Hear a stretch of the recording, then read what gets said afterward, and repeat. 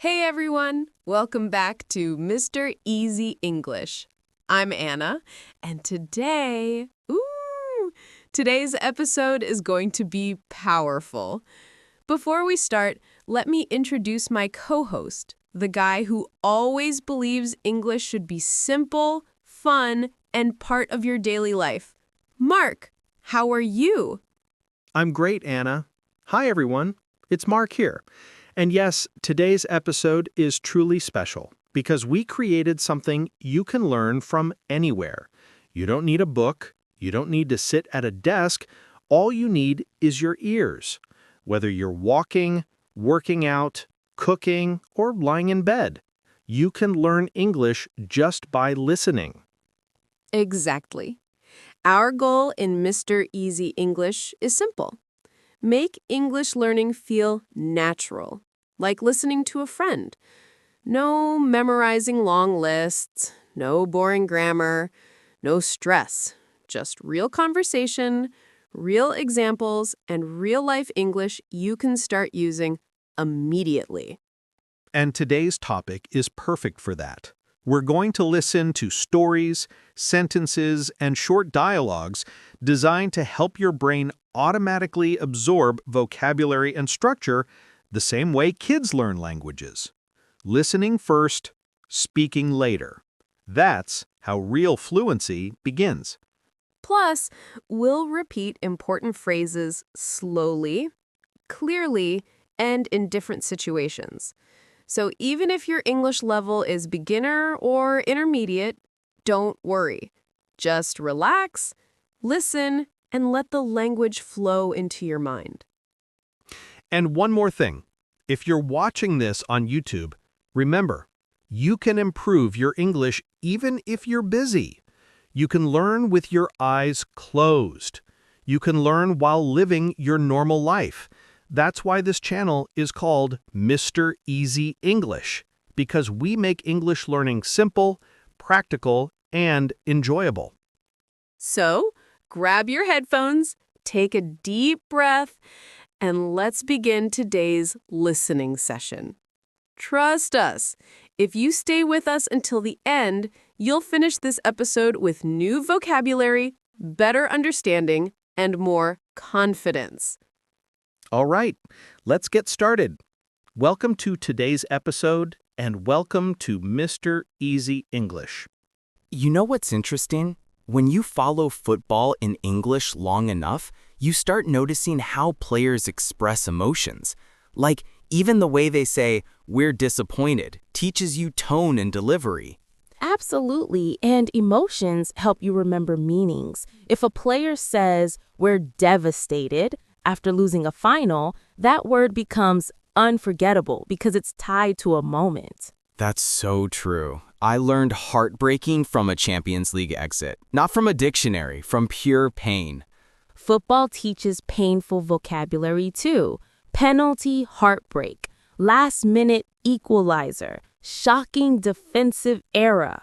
And beautiful vocabulary as well. Sensational strike. Brilliant solo run. World-class save. It's crazy how rich football language is. People underestimate it because they think it's just sports. Exactly. And the structure of football commentary is perfect for English learners. Commentators naturally emphasize key verbs. He shoots, he scores. He dribbles past one. He delivers a perfect cross. And sometimes they speak so poetically, like he caresses the ball into the net. Bro, who talks like that in real life? Football commentators do, and it makes learners subconsciously absorb expressive language. But I think podcasts are the best resource. The way players and analysts talk feels like natural conversation, exactly how English is used in daily life. Definitely. I learned the phrase "to be fair" just because every British player uses it. And you know what I mean? At the end of the day, to be honest, super common conversation fillers. And those fillers make you sound fluent because native speakers use them all the time. True. And another thing, storytelling. Football people love telling stories, and storytelling is one of the best ways to learn English. Like when a player explains what happened during a goal. I saw the space, made the run, and when the ball came, I just trusted my instincts. That structure, past tense, sequencing, emotions, that's textbook English, but way more interesting. Speaking of storytelling, I once learned a whole set of phrases from a documentary about a team's season. Oh yeah, documentaries are insane for learning. The music, the visuals, the emotion, everything helps you understand even when the English is fast. And managers' team talks? Bro, those are next-level listening practice. They shout, they whisper, they motivate, they complain. Real emotional English. Mourinho team talks are legendary. When he says, "You have to be men," it's unforgettable. Or Guardiola saying we have to suffer, but we suffer together. That's English you feel, not just understand. Stress, emotion, intensity, it all sticks better than reading a boring grammar book. Exactly, and that's why learning through football works. Your brain pays attention because it cares. Plus, you hear the same phrases in different accents, different speeds, different contexts. That repetition builds real fluency. And you get cultural context too. Understanding British humor, sarcasm, their obsessions with certain clubs. Like when they say a player had a shocker. The first time I heard it, I thought it meant electricity. Same here. Or he bottled it. I was looking for bottles. Football slang is endless. Nutmeg, brace, hat trick, clean sheet, off the mark. And even tactical language gives you useful general vocabulary. Structure, balance, support, transition, movement. And phrases like drop deep, push forward, hold your line, you start understanding metaphors in English too. And the cool part is, you naturally connect these words to actions, so you never forget them. And if you start describing matches in English yourself, bro, that changes everything. That's when you start thinking in English. Yes, thinking in English is the turning point. Once you start doing that, fluency becomes so much easier. Football pushes you into that mindset because the game moves fast. Your brain reacts fast, so your English reacts fast too. And honestly, I think football removes fear. People who love the game get so excited, they forget to be scared of mistakes. And that's the biggest secret. You learn faster when you're not scared to speak. Exactly. Even if your grammar isn't perfect, football fans understand you because the passion is the same language. Passion is the true universal language. And that's why using football to learn English is so powerful. Passion keeps you consistent. Without consistency, nothing happens. But with football, you don't even notice you're being consistent. You absorb English while having fun. It's almost unfair how effective it is. Honestly, if schools taught English through football content, more people would become fluent. 100%. Imagine a class where homework is watch match highlights and write 3 sentences. That would be everyone's favorite subject. And podcasts like this one, long conversations, help you understand natural flow, pauses, jokes, sudden topic changes. Speaking of which, let's talk about something else related to learning: mistakes. Oh yes, people underestimate how important mistakes are. I used to feel embarrassed when I said something incorrectly, but football helps me overcome that. How? Because players make mistakes all the time. Missed shots, bad passes, wrong decisions, but the game continues. They keep going. That mindset helps with language too. That's a great comparison. And interviews after mistakes are the best. When a player says, "I should have done better," you learn humility language. Yeah, stuff like I take responsibility, I could have reacted quicker, we have to learn from this. Useful for real life, honestly. Totally. Football teaches life English, not just classroom English. And that's why I always tell people, don't just watch matches, watch everything around them. Press conferences, training clips, analysis shows, fan reactions, podcasts. All of it builds vocabulary. And rhythm. English has such a specific rhythm, and football media teaches it perfectly. Especially British English. The rhythm is so distinct. Exactly. And once you get the rhythm, speaking becomes smoother. And understanding becomes easier too. Football is basically a full English ecosystem. And the crazy thing is, it never ends. New matches, new interviews, new stories. Infinite content equals infinite practice.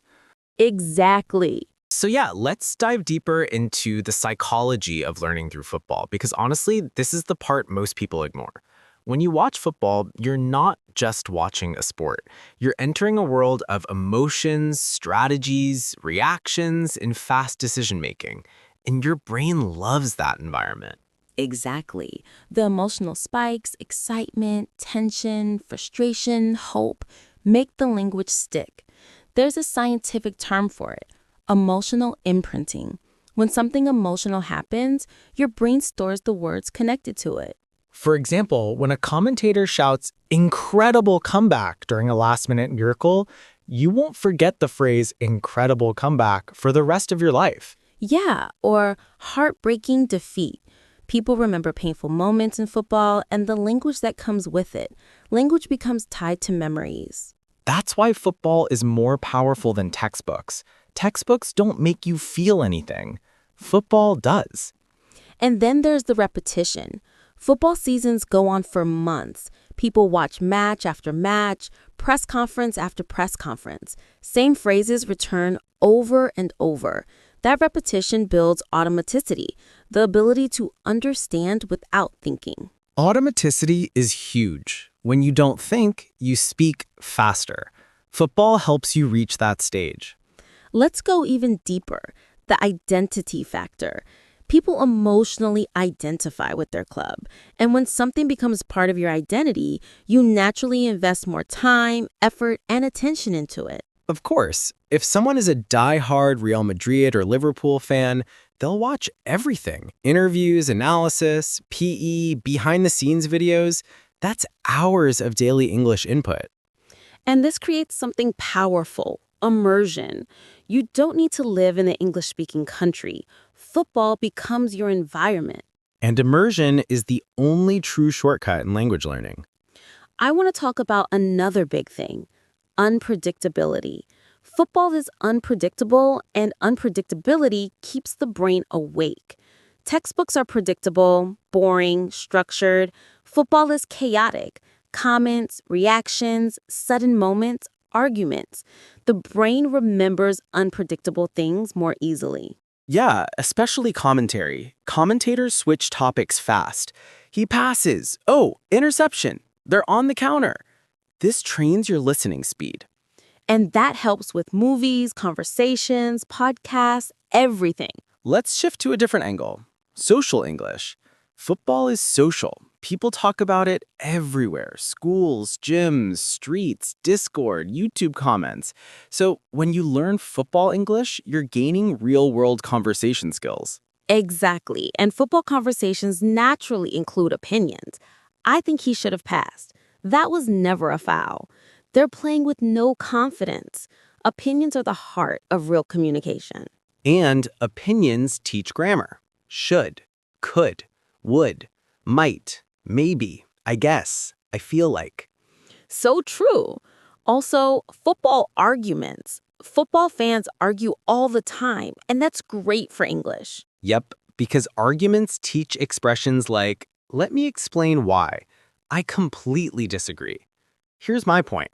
Fair enough, but these are gold. And debates build confidence because football fans speak boldly. You never hear a football fan whispering like, maybe, I think, possibly. No, they speak directly. He's overrated. He's world class. He dominated the match. That tone helps English learners speak with confidence. And let's not forget humor. Football has amazing humor. Memes, jokes, sarcasm. Sarcasm is advanced English, and football teaches it naturally. Like when a team plays terribly and someone says, "Wow, fantastic performance." Not. Sarcasm 101. Or world-class defending when someone makes a terrible mistake. Football humor teaches tone, irony, exaggeration, everything you need for natural speech. And means teach slang. Words like clutch, washed, fraud, ghosted, bottled it, masterclass, ratio, peak, levels, all modern English. Football plus memes equals instant fluency upgrade. I also want to talk about community learning. People who learn English alone often quit, but when they learn through football, they're part of a global community. They watch the same matches, the same highlights, the same moments. That sense of belonging keeps motivation alive. And when motivation is alive, progress happens automatically. Let's dive deeper into speaking techniques now, something advanced learners will love. Sure, let's go. Technique 1. Predict commentary. Before the commentator speaks, try to predict what he'll say. This trains anticipation, a key skill in fluency. Technique 2. Pause and explain. Pause the video every 10 seconds and explain the play. Even if it's simple English, keep talking. Technique 3. Recreate interviews. Listen to a player's answer, pause and repeat it with the same tone. This builds natural rhythm. Technique 4. Fan reaction practice. React out loud like a real fan. No way! That's unbelievable! What is he doing? These phrases become automatic in daily English. Technique 5. Shadow pundits, not commentators. Commentators are fast. Pundits speak clearly. Shadowing them improves pronunciation massively. Technique 6. Talk about the match afterwards. Pretend someone asked, "How was the match?" Give a full answer. They started strong, but the midfield lost control. The substitutions changed everything. That's real-world fluency. And for people who want extreme fluency, record yourself analyzing a match for 3 minutes. Your first recordings will sound slow and weird, but after a month, you'll sound like a different person. Absolutely. Recording yourself is the fastest fluency upgrade I've seen. Let's shift now to advanced vocabulary, things commentators and analysts say that learners often ignore. Great idea. Words like clinical, resilient, proactive, tactically disciplined, ruthless, uncharacteristic error, momentum swing, psychological advantage, transitional phases, technical proficiency. These words are extremely useful outside football, too. Business, presentations, writing, everything. In listening to these words hundreds of times during the season makes you absorb them naturally. Let's explore another angle, Champions League nights. UCL commentary has a unique energy, dramatic language, emotional descriptions, storytelling. Yeah, UCL commentary is basically English literature with football. The stage is set. The atmosphere is electric. They rise to the occasion. History in the making. It's a night they will never forget. These are cinematic phrases. And cinematic English is what makes learners sound powerful. Let's go even deeper. So yeah, Champions League nights really show how language can be dramatic without sounding fake. And when learners imitate that style, their speaking automatically becomes more engaging. Like imagine describing your day with football-style energy. I had a tough start, but I came back stronger. It was a slow first half, but I dominated the second half. It sounds powerful. Exactly. That's narrative English. One of the hardest skills, but football makes it simple. And speaking of narrative, documentary-style storytelling in football is one of the greatest tools for learners. Narrators use clean, emotional, cinematic English. Yeah, like he grew up dreaming of greatness. He faced challenges that shaped him, but through resilience and determination, he rose above expectations. That's inspirational English at its finest. And learners absorb this style just by watching. You don't sit there thinking, oh, I'm learning English. You just feel the story and the language sticks. Let's zoom in on something extremely important. Football rhythm. The rhythm of commentary trains your speaking tempo. English has a natural beat, and football highlights are full of it. He turns, he shoots, and he scores. Short, dynamic, punchy. Yes, and it helps with breath control, too. Most learners speak in long, heavy sentences. Commentary teaches them to break speech into natural segments. Another point, vocabulary diversity. In football, the same moment can be described in many ways. Lovely pass, excellent through ball, brilliant assist, perfect service, great delivery. This variety builds expressive English. And analysts use synonyms all the time because repeating the same words sounds boring. That teaches learners how to avoid repetition. Exactly. Repetition kills fluency. Variety creates fluency. Let's switch to football culture because culture gives meaning to language. When you understand football culture, rivalries, traditions, histories, vocabulary becomes alive. True. If someone follows the Premier League, they learn phrases like top of the table, relegation battle, derby, title race, championship push. All of these come with emotions and stories. And football chants teach rhythm and slang. Siu, ale, ale, ale. No one likes us, we don't care. These are emotional expressions, very advanced. And they teach pronunciation too. Chants exaggerate vowel sounds, which helps learners open their mouth and speak more clearly. Let's go deeper into listening. People underestimate post-match interviews. Players speak slowly, clearly, and simply because they're tired. Yes, interview English is perfect for learners. I think we played well. We need to improve in the third. We showed character. We were unlucky.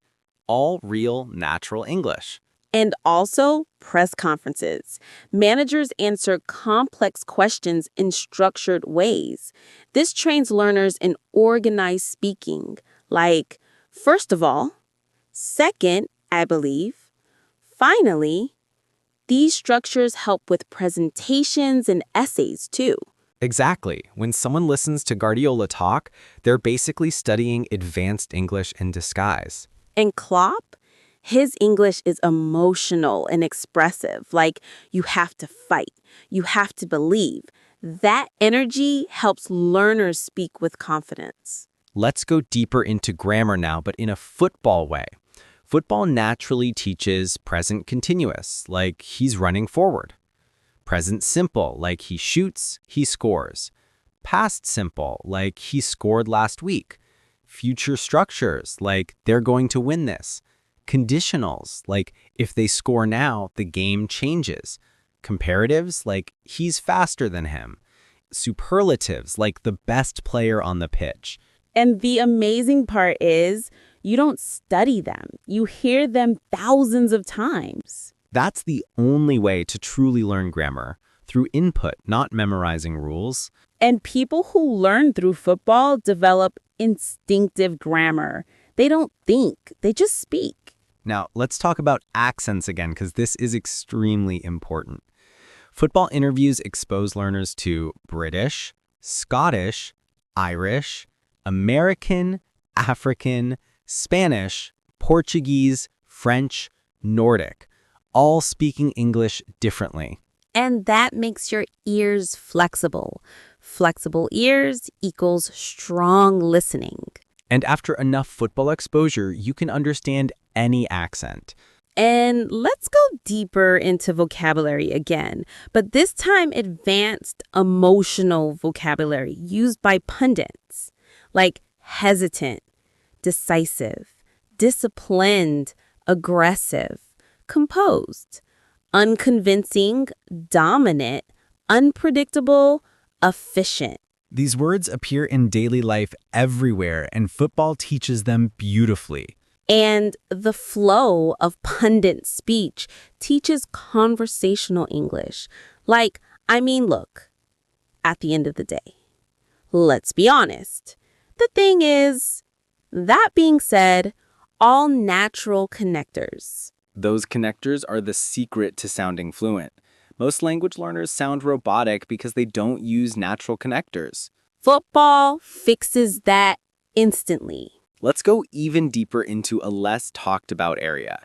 Memory training. Football commentary trains memory because you follow events in order. Pass, shot, save, counterattack, goal.